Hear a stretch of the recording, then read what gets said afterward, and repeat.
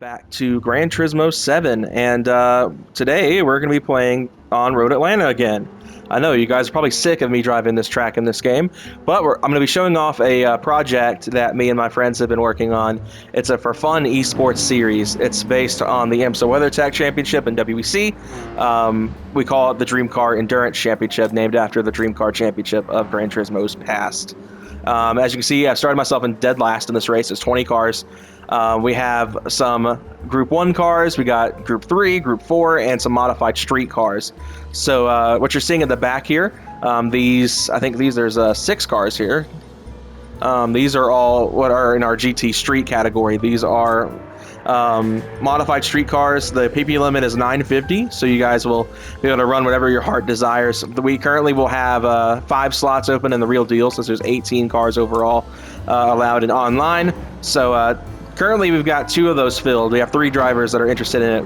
All 3 of them are my friends and family. We have Group 4, which is going to be called GTM. These 4 guys right here. And this is the same thing, Group 4, whatever Group 4 class car you want. GT Pro is going to be our Group 3 base class. This will be the other class with 5 cars. You see here we got cars based on IMSA and WEC fame. We've got Alex Riberas and his V12, and this is a V12, or yeah, Riberas, I pronounced that right, okay.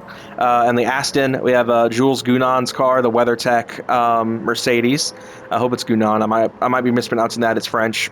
I don't speak it, so I apologize. And the WeatherTech car from IMSA. These 2 both are IMSA based. This one is based on the LM concept car from the Gran Turismo 4. Sebastian Priol, one of the drivers of Rexy, and I believe that is the IMSA side of Rexy. And then we have Michelle Gadding's car, the Iron Dames Huracan GT3. Moving on to our Group 1 class, which is going to be called GTP, much like in IMSA. We have the 908, the GTR Nismo, and the GR10 in this race. John Eric Verne, Jan Martinborough, and Brendan Hartley. Of course, all of these are based on their liveries from WC or IMSA, except for the GR10, which is a Lotus livery. So I'm going to try to not be a dirty racer and like tear people up in this. I'm in one of the fastest cars in this race, and I'm starting from dead last, so I'd imagine it's going to be tricky. Immediately just spray out the hole just so I can get around these guys. So, like I said, we're starting off with just trying to get around the GT Street guys. This is going to be one of the, this class is going to be extremely unpredictable, because some of these cars, like these 2, like there's this 911 and there's a pink 911 that's ahead of it, are going to be 2 of the fastest cars in this race. And you're going to see them be a real weapon against even the Group 3s without fuel consumption and stuff. We have fuel consumption turned on for these, and GT Streets will be pitting the most, which works as kind of an equalizer with the faster classes. Like Group 3, like the GT Pro cars are Group 3 racers. You're probably wondering where Group 2 is going to be involved in this, and for the most part, for all but 2, they're not. I did extensive testing on the regulations for this. That's why this car has over 2,700 miles. Almost every mile, outside of the couple of miles we did online when we did the YouTube video a few weeks ago, have been doing this, testing these regulations and seeing what fuel consumption works best, what tire wear works best, to try to equalize the whole grid and to make sure that nobody can go an entire 40-minute race without pitting for anything. I'm having to slow down because this Huracan's like right in my way. The AI apparently doesn't know what to do when you've got a faster car coming up behind it. So 9-second gap now to catch up to everybody else. Ian Martinborough is only 5 seconds ahead of us, so hopefully we can catch him. Kind of toning that down from how I usually drive. I did run a 104.4 recently in this car on this track.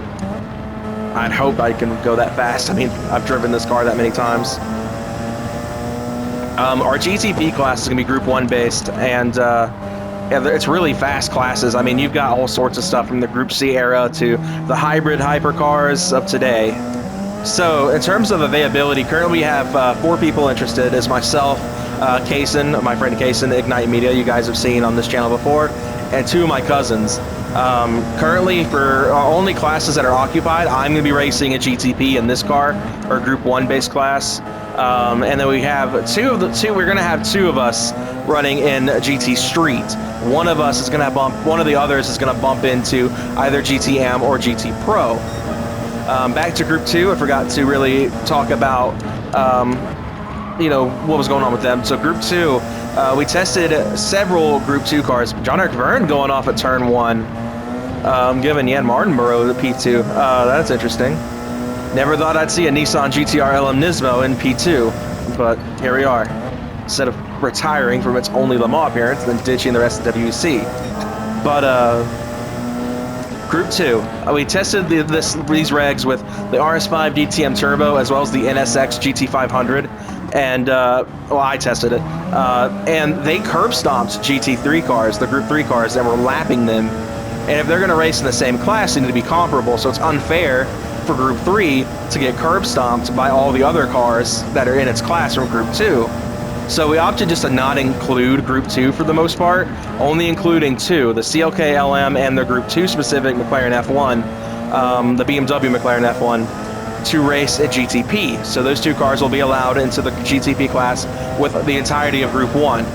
Now, will that give those two cars kind of an unfair disadvantage? Maybe a little bit. Ooh, that was sketchy. But our ideal was to try to make it fair. It does unfortunately alienate the entirety of Group 2, with the exception of the CLK LM and the F1 GTR. But hopefully you guys can understand it's just for equalization and make it fair. Obviously, we know GT Street is going to be probably the most popular class outside of Group 1. So our class layout, so GT Street, which is our modified road cars, like I said, as long as you fit under the 950 PP mark, you're fine.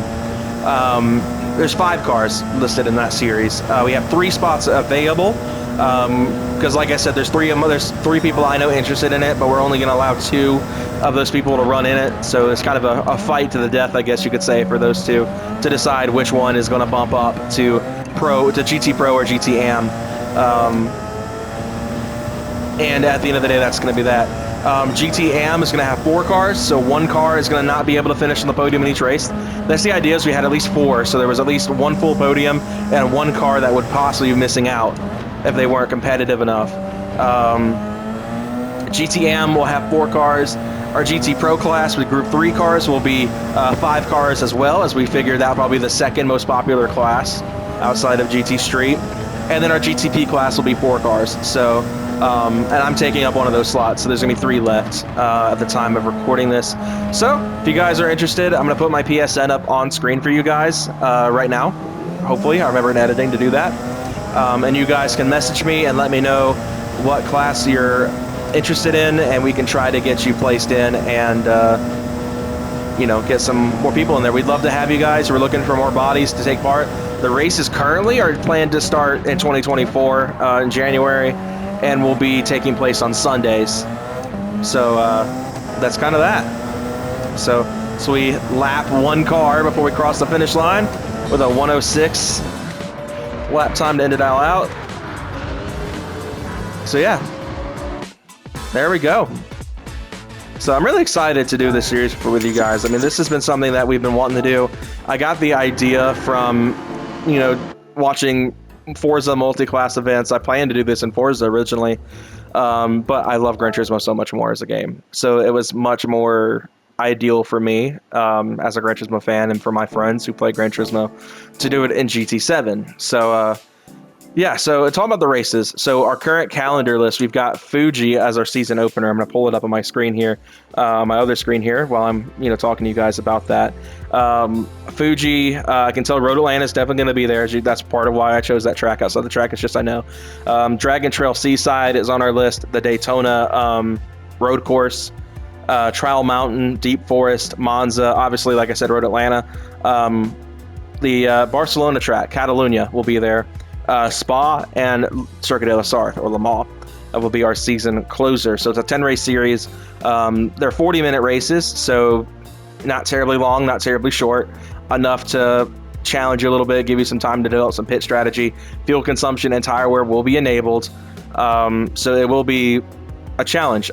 Most of the GTP, the Group 1 cars, will be 1 to 2 stops at most.